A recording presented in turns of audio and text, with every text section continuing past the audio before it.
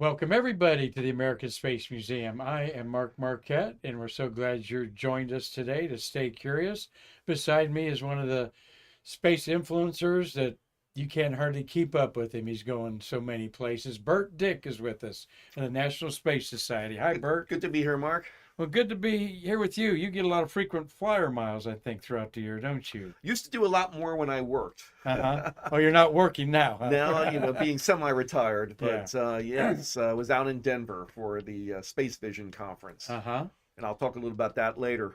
Yeah, Bert is, as you see, managing director of membership for the National Space Society, and we're going to partner with our museum and offer a membership package to both institutions here very soon. So stay tuned for that. Hopefully, we might be able to do that before Christmas. I hope so. Yes. And we're happy to have the National Space Society as our uh, partners, new this year, and what we're all about is building some bridges to people out there that are like us, wanting to preserve space history. Bert, you're with this magazine here. We'll put your name up there. First of all, say hello to everybody. Thank you for following us, liking us, sharing us. You know that for over 25 years, the American Space Museum has been preserving the birth of the American space age. And we are turning a new page, and we'll tell you about some exciting new developments here at the museum next week, as our board of directors have made some good, serious decisions to take us forward. And that includes keeping this guy and his organization with us. Absolutely. Gabriel Rothblatt. Hi, Gabriel, has been our interim executive director, and he's certainly going to play a role in our future that we'll And talk about board next member week. of the National Space Society, Gabriel. Yeah, he is board member National Space Society there. And so, everybody, it's been a good week. Thursday, October 17th, got Marty on the board. Sorry we went a little bit late, kind of my fault, talking to you too much and not looking at the We clock. should have But said there was a weather delay, yeah, right? we could Like say like there's a Mark, weather delay. It Yeah, was a weather delay. yeah, or some other anomaly in here. Mark couldn't find the makeup artist to cover the bags under my eyes, as you see. So in there. So Marty, good to see you today, sir. How are you today? I'm good, Mark. How you guys doing? Doing good. Yeah, it feels like a Friday. I'm in such a good mood, but I'll be in a better mood Friday then. Here's Bert's business card, so to speak. How long have you been affiliated with the National Space Society, Bert? Well, I first got affiliated back in 1977 when I joined the National Space Institute. I saw a flyer at a Star Trek convention. Uh-huh. So, of course, the National Space Institute eventually became the National Space Society in 1987. So, you could say my history goes back to 1977, but with NSS way back to 1987, actually. But in terms of my involvement as a volunteer, I'd say it's been around 10 years, and now being 2 years as the managing director of membership. Mm-hmm. So it's been a lot of fun. Is that a volunteer job, or you get a little walk around money? Get a little walk around money. I'm doing it as a consultant, Uh-huh. that type of thing. So, All right, good. yeah, Good. so it gives me an opportunity to stay involved. If you Google Bert's name it's pronounced Dicht with a T, Dicht with a T there. Bert, Google his name. I think this is like the eighth show you've done with us I here think at Stay so. Curious. Yes. And we want to have him on once a month when he's available. Had a fascinating time last month taking us to a nuclear war silo out That's in the right. Midwest. That was interesting. Minuteman Silo in North Dakota. Yeah. And we got a lot of stuff going on that Bert will keep us up with here. So let's this, by the way, folks, is what a newspaper looks like, in case you forgot. Marty still has it delivered. And SpaceX, this is Florida Today. You cropped off my friend Craig Bailey's photograph there, Marty. 71 launches tonight. What time is that launch tonight? And I think it's before 8. around 9, something like that. Yeah. 8:20. Anyway, the window is from 3:55 to 8:25. Oh, okay. But I think they're launching it after 7 o'clock. I can check. 72 is the record. Yes. That is more than one a week. And here we are, October. We got November and December ahead of us. So you got you got 10 weeks left. 7:53 p.m. tonight, at least is the target. It's not go for launch yet. 7:53. I'll be watching it from. I might be over here working in our, still working, but great place to watch it is Space View Park, just 3 blocks from where we're sitting. This pad where they're going to launch tonight is only 10 miles from where we're sitting here, and Burt has got some great shots of a Falcon 9 launch, the Crew launch, Crew 9, as well as the Falcon Heavy, and 71 launches this year. 72 will tie the record with the launch Incredible. Sunday. Yeah, and they actually think that in a couple years they'll have over 100. So that's 2 a week. For you to know, there's 52 weeks in a year. It's just a testament to the ability of certainly of SpaceX in terms of all they do. But we've had other launches this year as well. Of course, the first launch of the Vulcan was this year, and then there was a second launch. Yeah. And the Atlas V with Starship. It's exciting. Exciting. I moved here 7 years ago before the first Falcon 9 launch here. SpaceX has definitely brought the economy back on the Space Coast. It is so vibrant. You just can't believe the construction going on.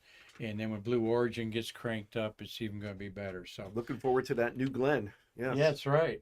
We got a friend there that had a good front row seat there that you took a picture of. Yeah, this our green screen. This is Al the Astrogator. Okay. Al was at the launch of the Crew 9, and he had a perfect spot for it, and I've just got a shot of him looking at the launch. He's obviously under a yes. culvert or something, or his body's underneath there. But he looked like he was enjoying himself. Did you watch him when the rumble came? I did not. I should have seen. I didn't see. He was there after, though, so it must not have bothered him. Marty, you talk about shuttle launches at night and alligators. That you said you could hear them? Or you thought you heard them? You can hear the gators. I mean, I would go for runs on the landing strip in the taxiway, and I would see gators out there, and you can hear them. But nothing. I thought someone said at launches they could hear the gators kind of making their noise or something. I'm sure you can, but I personally haven't heard that. Yeah, well, you had a close front row seat there outside the Launch Control Center, seeing it there. But it's just interesting to seeing the mixture when you're at the Kennedy Space Center of the wildlife and of technology. Yeah, seeing those two things combined, it's really amazing. It is, yeah, absolutely. Jack Lausma, that could have commander of STS-3, told me he could have landed the first time at Kennedy Space Center runway. Right. They gave him the choice of that or White Sands after the rain was at Edwards. At Edwards, yes. And I said, well, why didn't you, Jack? And he says, I ain't landing there because of them gators. He said, I was actually worried there'd be a gator on the runway, and that would be a bad day for the shuttle. That would be a bad day, yes. He didn't want to be the first one to try that. They probably put up some extra fences and stuff at the time. Well, let's talk to Burt. Oh, we got a trivia question of the day from Marty Winkle. Take it away, Marty. Okay. How many, this is an easy one, I believe. How many manned flights use the Apollo command module? Okay. All right. And don't answer right away, especially Steve Holcomb. Yeah, Steve Jokums. Our question yesterday was how many thrusters run the space shuttle? And Steve said 44. And we thought the correct answer comes from Terry White, the OPF manager, who said 47, right, Marty? 48. And Steve said he emailed me, and we love the correction, Steve, and we love you for your support of the museum. Hate to be the bearer of bad news, but according to the Rockwell Space Shuttle Transportation System Press Information Kit of March 1982, the orbiter has 38 primary and 6 vernier thruster rockets on board, total of 44. So we'll ask Terry where he gets the extra 4. Okay. On there. So, bless your heart, Steve Jokums, who's even included the PDF of the page that's on there. So great. He's awesome. He is a wonderful crafter of models, and he's retired and has a side business at Lake County Spaceport on eBay of selling decals to make the shuttle model tiles and Right. so forth. Right. Can't paint those things on. No. So, all right. Okay. How many command modules were launched with crews on them in the Apollo era? Take your shoes off there, Dave Stange. You have to add up further than that, I think. All right. So, Bert, I'm gonna turn the microphone over to you, my friend. Yeah, first I would just like to do a plug for an event we have upcoming. This is the Space Settlement Summit. It's a premier event of the National Space Society. It is going to be held the 8th and 9th of November at the Center for Space Education here at the Kennedy Space Center. And you can see a list of some of the speakers that we have coming. The whole idea of the Space Settlement Summit is to focus in on what does it take to create a space settlement. And this year they're going to be focusing on some of the political considerations around that. So it should be quite interesting. And if you advance to the next Appropriate, yeah. If you national advance to the next election. slide, we've got a promo code for you that you can get $100 off the student or senior rate, and also or $100 off the regular rate. So hopefully we'd see you out there. It's 2 fun days, includes some meals, and of course you'll have access to the Kennedy Space Center as well. And I've been to the last few. They're very hands-on. It's not just about listening to presenters. We actually break into groups and work on specific planning around some of the issues. Mm-hmm. So you'll be doing some work if you come, but I encourage you, if you are interested, reach out to me, burt.dicht@nss.org, or feel free to just go right to the Space Settlement Summit website and use one of those promo codes. What is the regular fee there? The regular fee is $395. Okay. The senior and student fee is $295. Okay. Okay. And this is exciting to me to get to know your world of that. I don't know this world but these are all heavy hitters there. Oh, absolutely. Including Chris Ferguson, astronaut there, Janet Petro. But the other people are really the leaders of this movement and awareness, right? Oh, yes. And that's just a few of the speakers who will be there. These are the whole idea of it was to get the movers and the shakers, Okay. as they say. The who's who of Yes. Of how we going to live on an alien world. Absolutely. It's like there. And somebody's going to do it. We hope it's this century, but it'll definitely So happen. use SSS-student to get the $100 off for students, and SSS 100 for the regular rate off. Good. That's So, a nice, healthy discount. Yes, then in absolutely. So So- hopefully we'll see a lot of you there. there. All right. And National Space Society's done this how many? This is, I think, the 5th year, Okay. mid-5th year. All Yeah. right. Good. Good. Last year was out in Tucson, or Phoenix, I should say. Here's the flagship of the National Space Yeah, Society. And I've got the current issue too. Yeah. Thank you for bringing us a few So, in. absolutely. And there. it was just published. Again, we publish that Astra 4 times a year. Our editor-in-chief is Rod Pyle, very well-known space author. Yeah. Wrote a dozen books or more. Yeah, right? oh, many books. One of my favorites is Space 2.0, where he talks about new space. Okay. And that's a really good one. And we want to bring Rod Pyle in. and- If you're watching your buddy here, we open Yes. our microphone to you. We're working on our Google Meets to bring you in that way. So And I've talked to Rod, and he would definitely love to be part of Stay Curious. So And- we'll work that out. anytime he wants to get some Florida sunshine too, we'll bring him to sit him right here in your chair. Well, he's got Southern California sunshine. He's out in LA. Oh, okay. All right. Well, he wants to come and see a real launch There instead of we go. those uncrewed Vandenberg launches out there. Yeah, I saw a smile on Marty's face there, seeing his lunar module on there. So you do honor the legacies. Oh, absolutely. Programs on It's NSS. It's obviously about the legacy as well, but also looking forward as to how we can become a spacefaring civilization.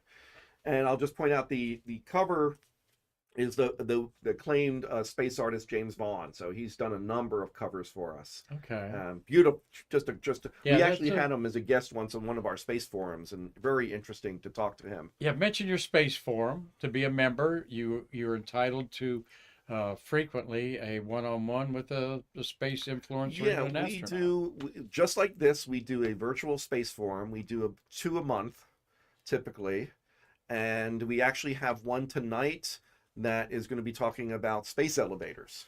So Okay. we do Sorry I didn't them. pull the slide up for that. Yes, I should have had a slide in there. We do them Thursdays. They're from 9 to 10:15 p.m. and we try to bring in just like you, a lot of people who are doing things, some history, industry people, NASA people. We've got next week, I think, a guest who had been on one of your shows, Josh Zugan from Via Space. Oh yeah. So Josh is Yeah. going to be talking about what he does there at Oh Via yeah. Space. Yeah, he's a good young man. He Yes, actually came to yes, Shuttle Fest too. yes. And was one of our speakers at Shuttle Yeah, Fest. he was on the panel with me. That's Uh, where we got to know each other. Our board member Bob Seek was on there, the great launch director, yes. great man. And we Bob had Seek. Mike Linebeck and Jonathan Ward as They're well. copying us what we're doing, folks. Okay, what we've been doing for 4 years, Marty. They've finally caught on there. But no, we can't have enough of these legends and influencers talking Yeah. to the community. If anyone is interested in coming tonight, we did post something onto NSS social media, and there's also in the Space Hipsters, so you can easily get the link to register. You can register up to 8 o'clock tonight, and absolutely. And those of you that don't watch football. Oh, it's The it's NFL. Thursday night football. Yeah, Yes, yeah, yes. yeah. Anyway, well, this influencer's a great guy. I know a lot of you out there have known him for years, like Tommy Usiak there in Pennsylvania. Had to close my windows, Tom. It actually got down to 53 degrees last night. It was actually kind of nice. Yeah, Yes, yeah. I had it yes. open, and when I got up in the middle of the night, I go, Yeah. "Ooh, it's too cold." It in was here." actually nice to in see there. it break from the But, 90s every day. Tomorrow I'm going to show you some Michigan foliage. Oh, okay. All right, from Bill Whiting up there. Bill, thank you for watching and supporting us. Well, let's see where Bert's been around Yes, this. sounds good. Talking space on there. Well, this next slide or photograph is from our NSS flagship tour that we did of the Kennedy Space Center. This was back in September. We're working with Galactic Medallion to put these tours on. We did the first one back in January. That's Elizabeth Howell. Elizabeth Schneider. Schneider. Yeah, Okay. Elizabeth. So I Right, think get the Elizabeth is Howell. watching. So hello, Elizabeth. Hi, Elizabeth. But we've been working together with Galactic Medallion to really put on an exciting type of tour. That's her on the left, That- Elizabeth. Yeah, so one that you normally wouldn't get if you just took the Space Center tour. And we're going to be looking at doing another one this coming January.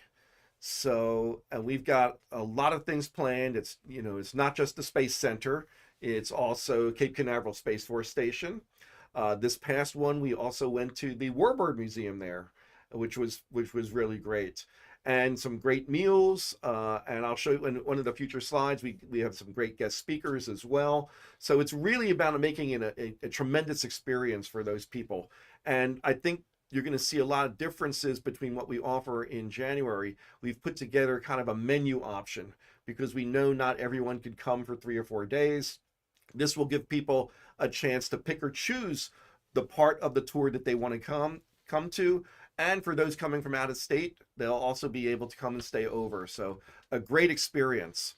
And if you go to the next one, Yeah, we've got, one-on-one experience. Yeah. And Elizabeth, she have a website or page for that? you can just go Galactic Medallion. Galactic Medallion. Okay. Yep, and there's an NSS. So one of the great things is we get our friend Mike Lineback, former Space Shuttle launch Right director. above your head there. There's Yep. Mike. So he gives a personalized tour of Atlantis. And it's really great because, I've been to Atlantis, I don't know how many times, but I learn something new every time when he does that. And It's really fabulous. And again, it's just really one-on-one. It feels so good.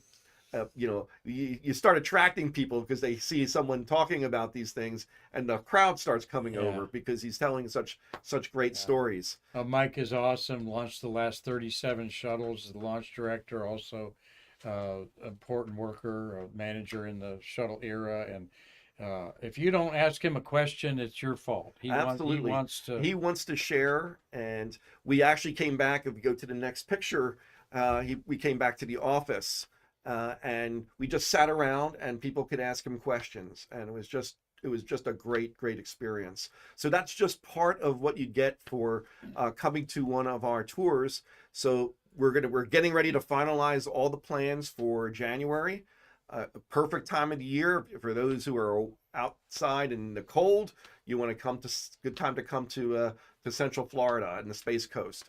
So we look forward to seeing you there. But you'll hear more about this. I'm sure I'll be on again. Yeah. And I'll be able to have a lot more details we'll about promote you. And, yes. Of course, I'd like to have Elizabeth on and Oh talk yeah, about it. absolutely. She's talked about bringing people here to the museum, and yes, we actually talked about that today. She was at the office, and we so, talked about coming to the museum here too. Good luck to you, Elizabeth. It's a great idea. These one-on-one things are worth every penny they're paid for, because you will never forget the experience. Absolutely. And we got some special things I can't share right now that we're hoping to have happen when we do the next tour in January. All right. Yes.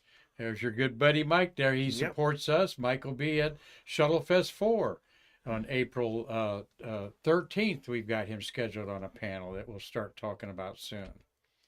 Well, let's talk about launching people off the space. Yeah, so it's one of the nice things about being here is, again, seeing these launches. And I've been able to experience both the crew arrivals and the crew walkouts, which is really nice, along with the launch. So what you're seeing here is this was a chartered Gulfstream. I was surprised NASA usually brings their own Gulfstream, but this has the two astronauts who are part of Crew 9. So this is arriving at the Space Shuttle landing facility runway, and there they are getting off the aircraft now. Nick Hague and Alexander Gubinov. Gubinov, yes, Gubinov. Yes, from Most Roscosmos. experienced flyers. No, Alexander had never. This was his first flight. Okay. Yeah, this was his first flight, and it's just great to hear them, and the people line up. They have the media lining up, and they can ask the astronaut, in this case a cosmonaut, the questions. So he actually had an interpreter with him too, to answer in Russian as well.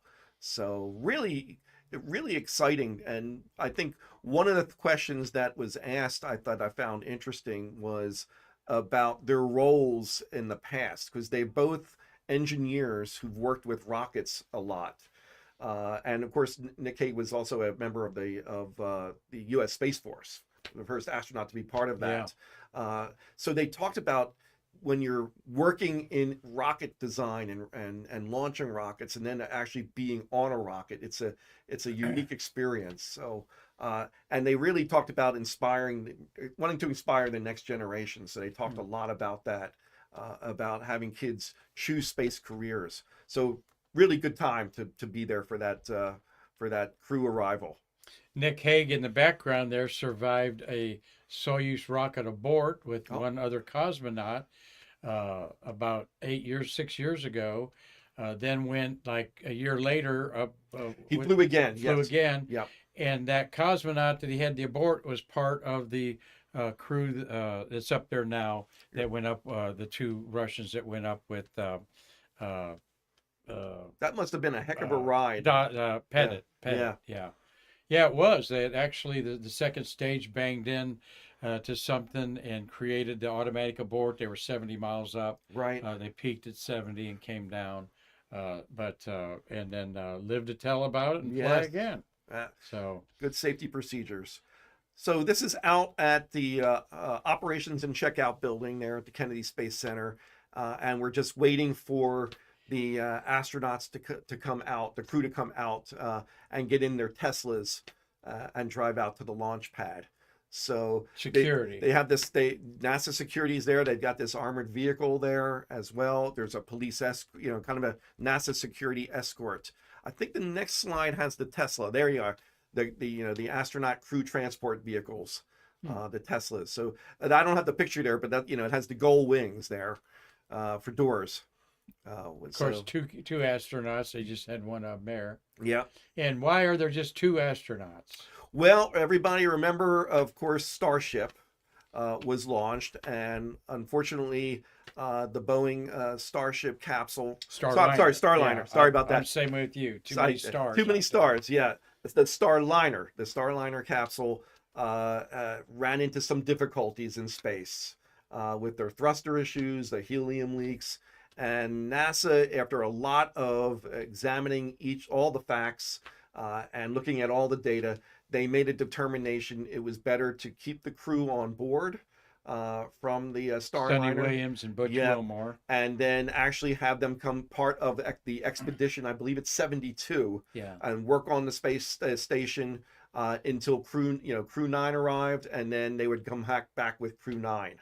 So In that February. in February 2025. So that of course meant 2 of the astronauts who were on board crew 9 were kind of bumped. So NASA made the determination that they were committed contractually to take the Roscosmos cosmonaut up. Yes. So that was a excellent. factor in the decision. Absolutely.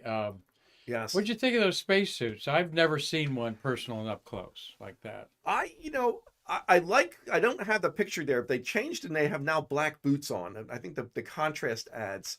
I kind of never cared for them that much. But from what I understand and hearing it, the astronauts liked them. Okay. Okay. I kind of liked Boeing's The blue. the Starliner yeah. blue. I liked how that one looked.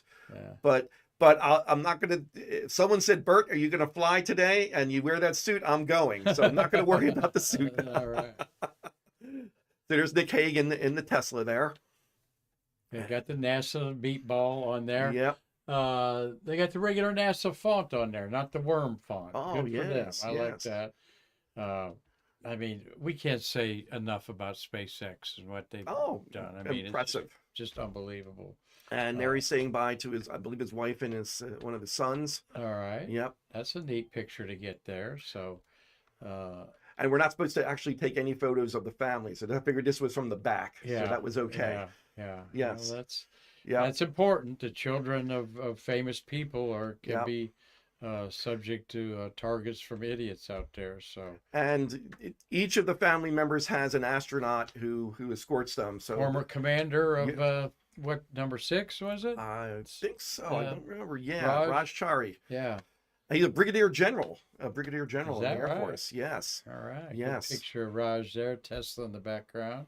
And they were waiting for the launch there. And this is the first human launch yeah. from SLC-40 at Yeah. Cape Canaveral Space Force Station. Very historic. That's the Yep. strong back that Yep. carries it out there, that goes away. And there you see the gantry that they walked across that had to all be constructed. Oh, yeah.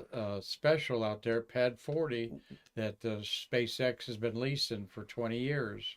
And one of the things that they said when the astronauts arrived, they would be doing egress exercises, the emergency egress. So that's one of the things that had to be configured on the pad. Oh, okay. Because when you're only launching payload, you don't have to worry about people getting out in a hurry. So that was just one of the things they were working on as they were preparing for the launch. And just a little more of a close-up. Yeah.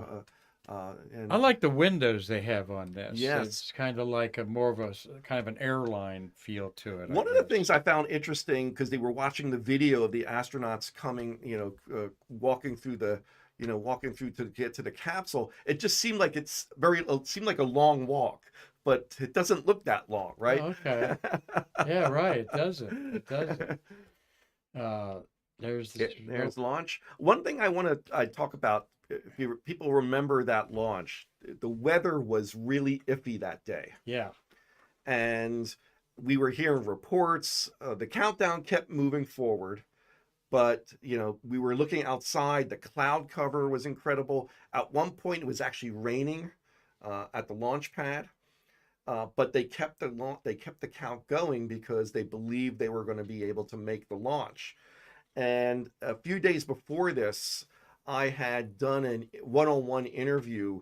Her name was Melody Lovin from the 45th Weather Squadron at Cape Canaveral Space Force Station, and just talking about how they provide NASA and SpaceX and anyone else launching rockets the weather information.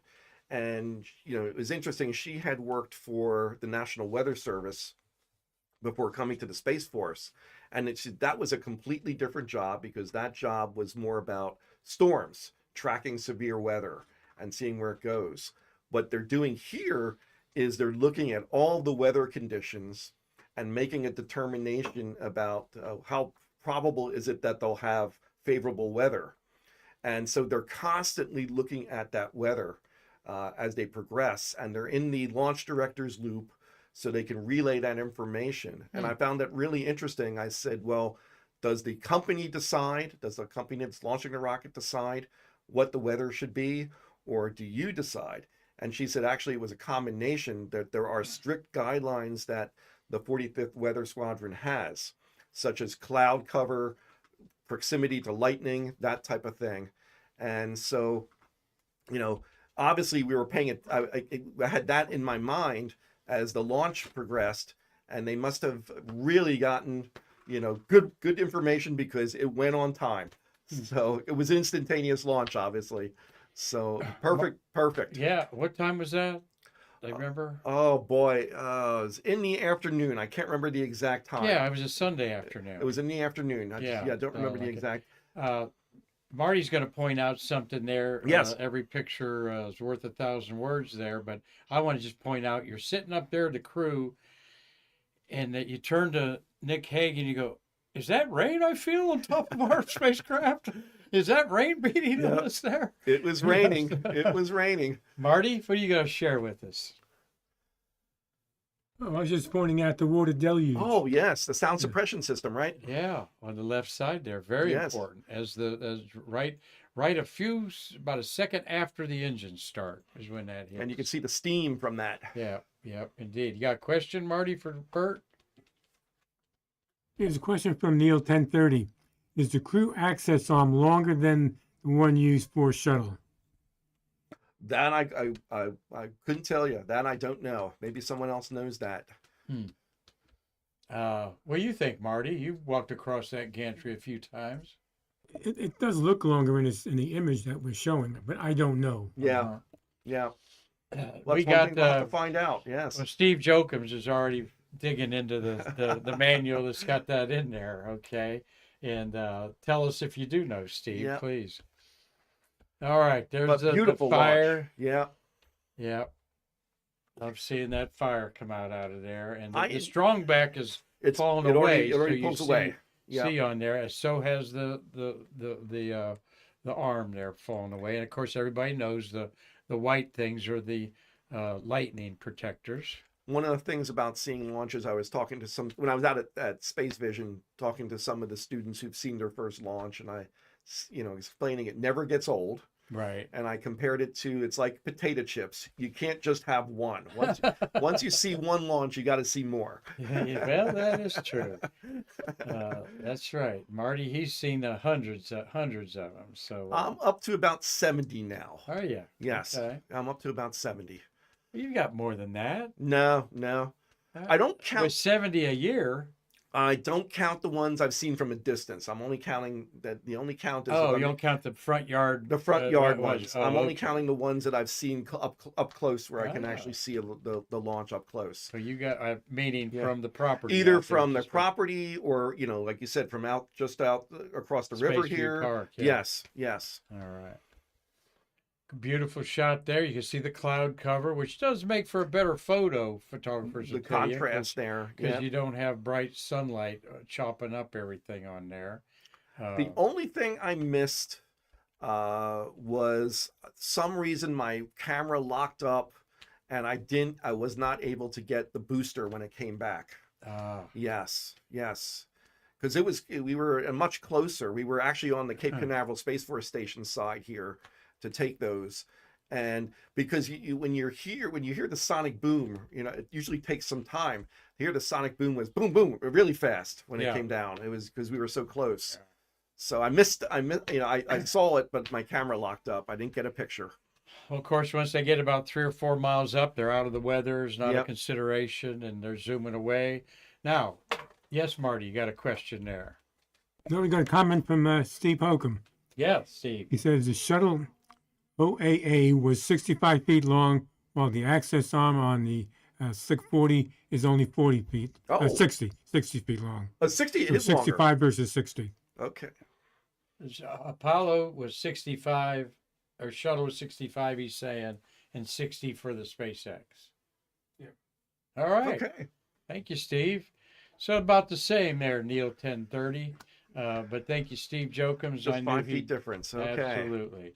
But I like that it's encased and not a cage that you're walking down Right. in there. So bumped from this flight, and there watching it was Stephanie This Wilson. was Stephanie Wilson.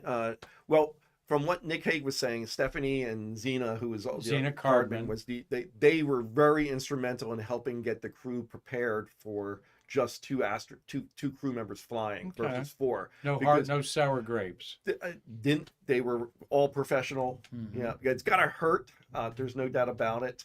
But she was just great to talk to, and again, they couldn't comment on much about how helpful they had been, because you're going from a training where you had 4 crew members handling the workload to just 2, so you had to do a lot of work in preparation for that. I think she had a birthday the day before the launch. Maybe so. I don't Because know. when we were anticipating her going up, it looked like she was going to have her birthday in space. So she's that. a veteran of 3 Well, shuttle launches. Yeah, absolutely. Yeah. 3 shuttle launches, Yeah. something like 40 days in space. Yeah, What's she like up close personal? very nice. Yeah. Every astronaut I ever met has Yeah, I always know been. they are, They're always amazing. Yeah, Yes. amazing, but some Yeah. some have a little more shine to them than others. Let me put there, right? I'll take the Fifth Amendment on that. But I've always enjoyed meeting them, and they're. You've met Norm Thagard. Huh? Oh yes, but she was gracious enough to, hey, can I take a picture? Oh sure, absolutely. Yeah. Yeah. I saw a lot of pictures of her with people. That was at the press site. Yes. Yeah, right there. Yep. And then went to the post launch press conference afterward, and that's always interesting and they had, of course, NASA representatives and also a SpaceX representative. She's at the far end there on the right. And So Pam Melroy, the deputy administrator, and then former astronaut, of course, and former astronaut Ken Bowersox, who runs part of the commercial crew program. very good. Yeah.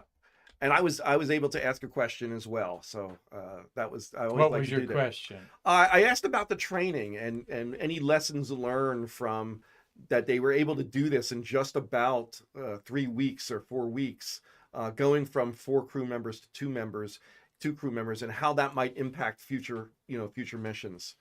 What about future missions for Stephanie here and Zena Cardman? They're both going to be on future flights. They haven't Okay. been announced yet, but they both will be on future flights. Yes.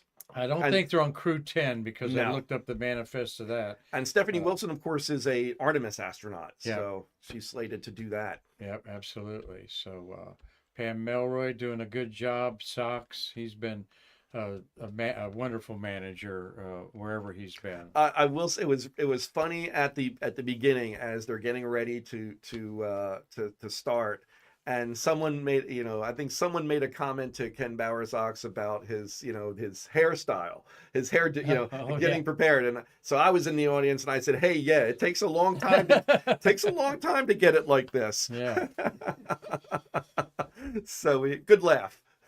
Well, let's go to another important launch, the Falcon Heavy, with a probe that's headed to Jupiter by way of Mars and the Earth, slingshotting around both of those planets. Yeah, this was just this week. On Monday. What are we looking there? The So clock? you're on. So this is LC-39A on the Kennedy Space Center, and they're in the middle of tanking the rocket right now. So you're seeing the venting of liquid oxygen from all 3, the 2 side boosters and the core booster. So it's a pretty big cloud. And you know it's go when you Yes. see that happen. It's There's a always rhythm. good. I love that rhythm Yes. as you see that stuff. So again, that was probably the best day ever for a launch. It was a 99% favorable weather Good, that gorgeous day. So just spectacular. Monday. Yes. Yeah, Monday. Yes. We were over at Spaceview Park. Just 12:06 p.m. Yep. I had a great crowd out there. Certainly missed Ozzy Osbourne, our rock and roll Yes. boat, when I was out there looking around for him. He passed away over a year ago, and great shots there. Oh, it's just beautiful. Yes. Yeah. I And tried this time. I got a little device for my camera that I can attach my phone to. So I tried getting some video at the same time. I saw this guy had this little device I saw at the air show, and it really works well. You can attach your phone and just turn your, so as you're moving up or scanning, the phone is following. But oh, but for some reason I didn't have it set exactly right, and so I got the rocket, but it's not framed very well. I think I have to do a better job of trying it again in the future to get it framed, because I just wanted to get some video of it as well. But I love the contrast there. yeah. It's Yes. the big spacecraft.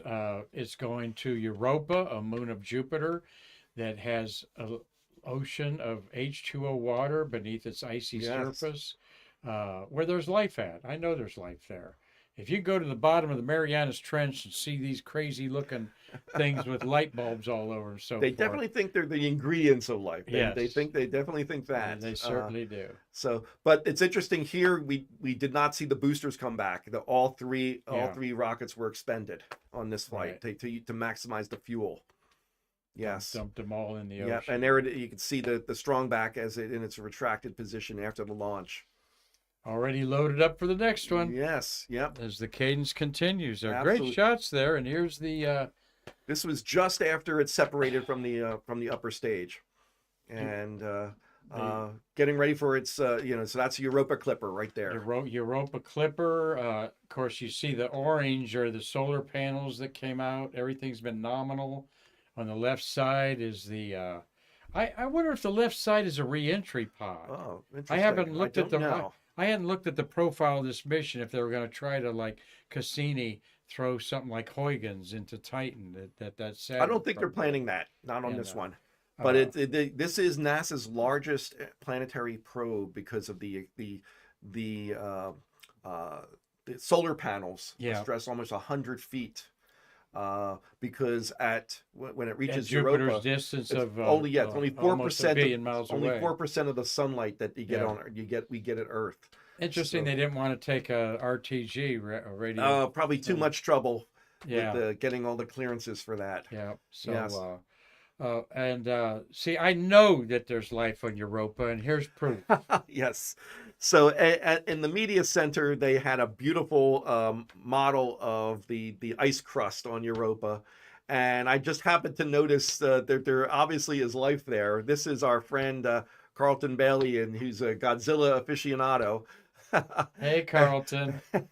Yeah, And you could say that Yes. about him for sure. Aficionado. That's code word for nut. Okay. I just thought that was great. He took it over there, and I had to get a picture of that. So Yeah. just perfect. That's Fodzilla. Fodzilla's not Fodzilla. Fodzilla. Fodzilla. After the Fod foreign object debris Zilla instead of Godzilla. So they're going to find life on Europa, aren't they, CB? So yeah, I can imagine that at JPL with them seeing that. Wait a second, where did this come from?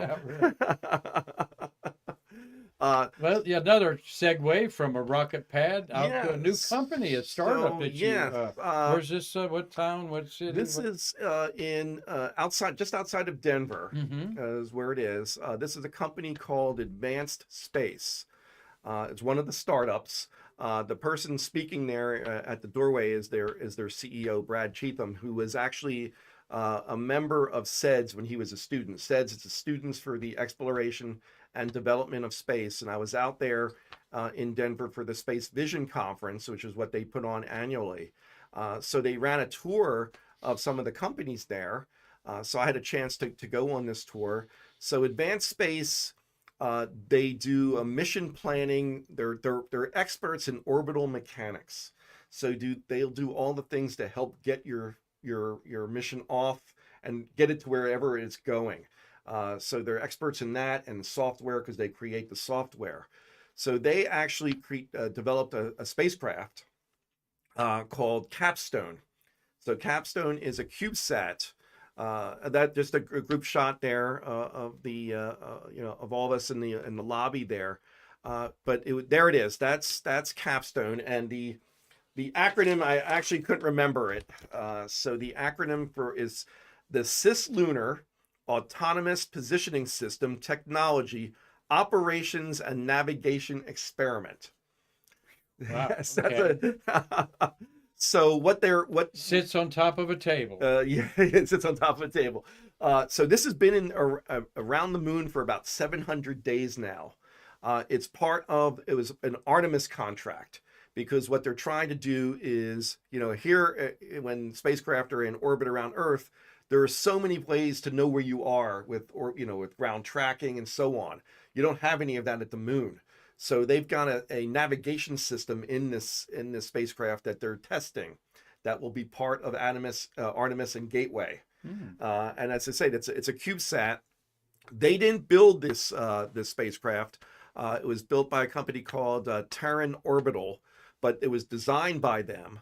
And then it was launched on a Rocket Lab Electron rocket out of New Zealand. New Zealand. Yes. Absolutely. And so give us the name again. it's called Capstone. Capstone. Capstone. If you want to look that up, you see how small it is. You see the keypad up on the wall up there. Yes. We're all familiar with. So yeah, it probably weighs about 40, 50 pounds. I don't remember the actual weight, but if you look in close, you can see the little tiny hydrazine thrusters at the very bottom of it. Oh yeah. It uses hydrazine as the thrusters, and it's got enough fuel to last another 25 years. It's been so efficient. So they just got an extension from NASA to keep it operating at least one more year, but they're getting incredible data from it. But again, the company started in 2013. They've got about 80 employees now. Okay. Really, really, really impressive to be able to do that. They decided not to build it themselves. And that saves a lot of cost and expense for your facilities. Right. Yep. Well, this is the new era. Yep. Companies helping companies, select companies. Kind of reminds you of the auto industry. Oh, the auto industry doesn't. They don't make the motors that are in your car windows. They contract them out to somebody else. Exactly. In there. Exactly. So no, they're really established now and doing some great things. All right. Yes. Well, we're winding up a great conversation with Burt Dicht here. He's a great friend of the American Space Museum, as are the National Space Society in general. Jennifer Munns was here. Yeah. She's your administrative colleague there, and I mentioned Gabriel Rothblatt is our executive director here at the museum, and everything's just, we really appreciate the relationship with you guys. There is a group shot there, and you can see that they have it. You can give the scale right there. You can see that's a full size mock-up of Capstone. Huh. Yes. Are these key employees or these are mostly students. Okay.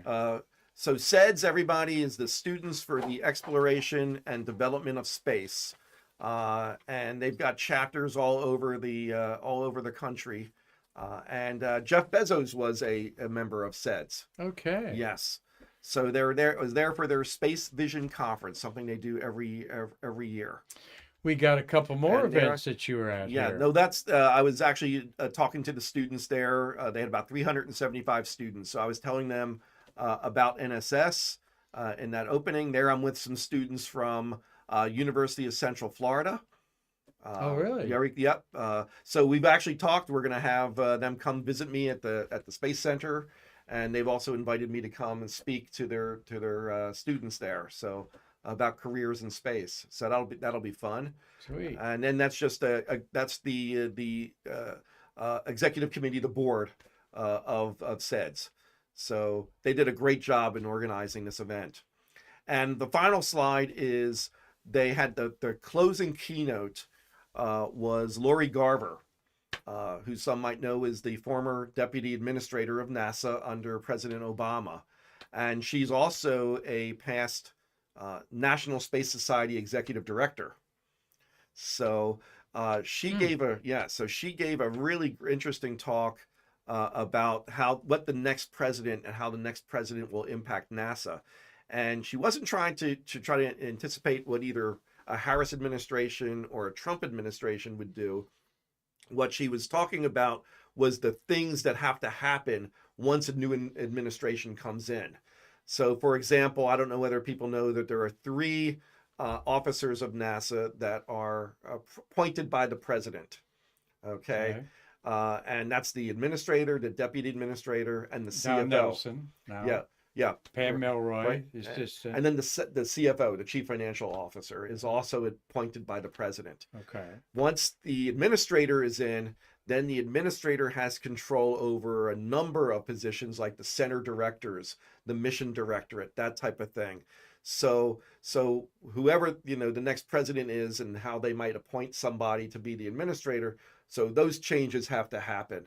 But during the transition, she said a lot has to happen in terms of looking at the goals of NASA and how they might change under a new administration, looking at the programs, how they might change, and then finally, obviously, the budget, because they'll have to do what they call a skinny budget for 2026 and then plan for the 2027 budget, because 2025 is already established.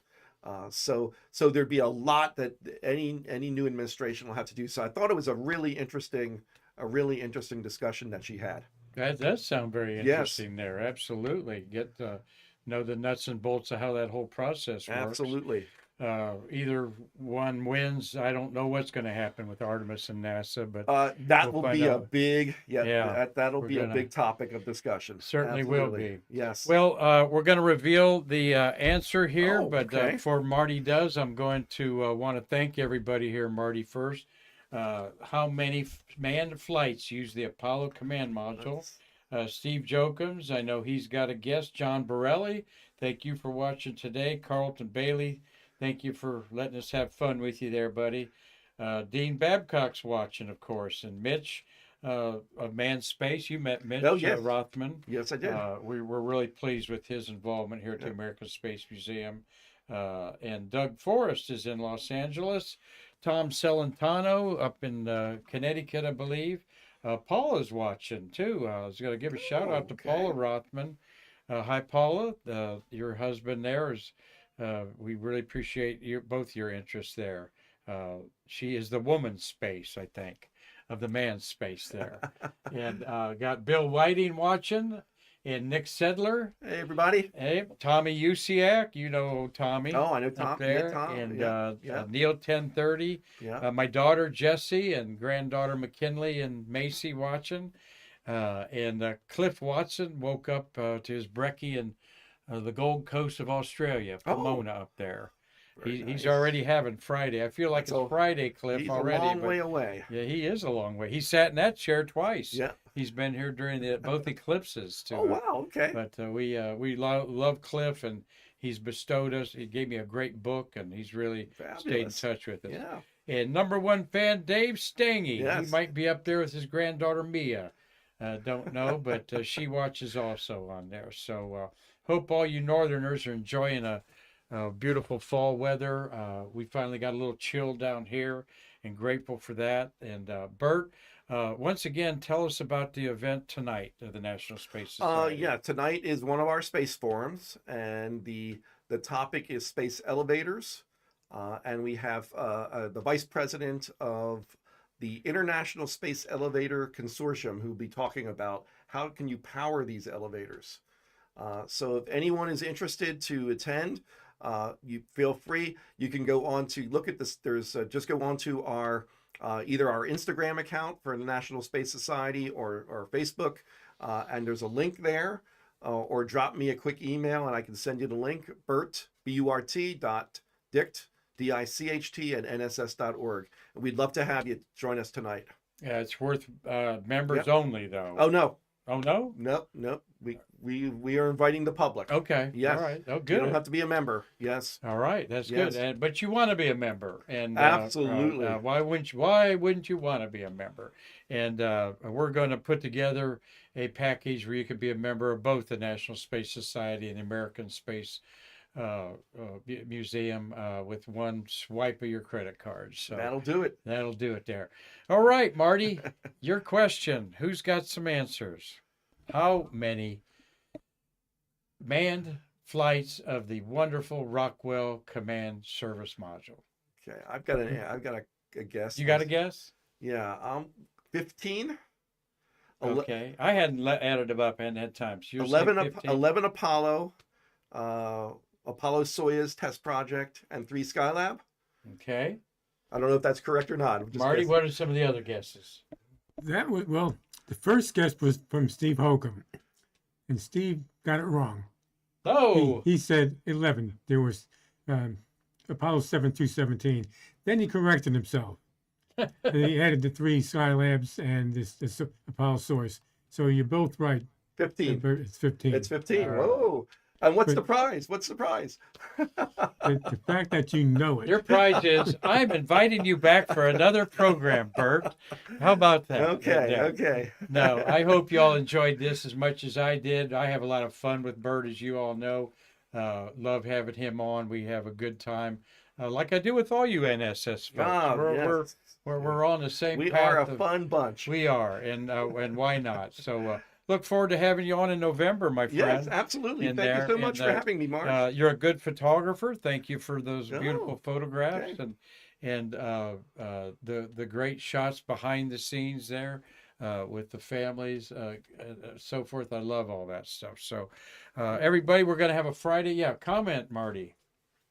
Yeah, Tom Celentano was saying a couple of sites are reporting tonight's Falcon 9 Starlink liftoff delayed to tomorrow. Oh, okay. All right. Okay.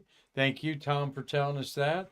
And there's other sites to look at. Space Flight Now is one. There's all kinds of apps. If you don't have an I app, use the Space Launch Schedule. Have you ever used that one? no. Yeah, Space Launch Schedule. It's got a Space- icon of a monkey on it. Yeah, Space Monkey. Yeah. Yeah, we call it Space. Okay. Space Monkey. Okay. All right. There's that one. There's all kinds of apps, Yes. whether you have an Android or the other one. I have an Android, the iPad. Apple. Apple. Yeah. Yeah, iPhone. So if you're not walking around with that in your pocket, why in the heck not? You know, you got to know what's going on, whether you're in Des Moines, Iowa, Findlay, Ohio, or here on the Space Coast. So thank you, everybody, for enjoying today's show. Thank you, Al Astro, there for being Al our Astro Gator. being our green screen there. Marty and I are going to rack it up on a Friday.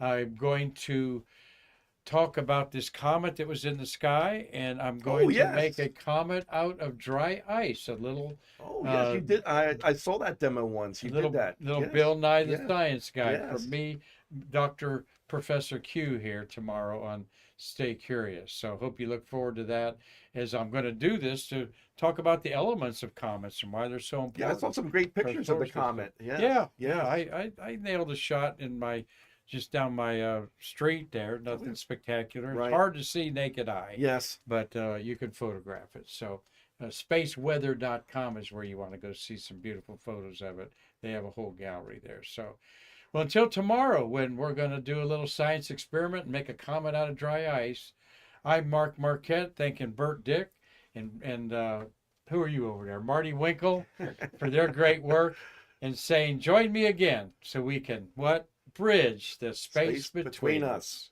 Thank you all. Take care, everybody.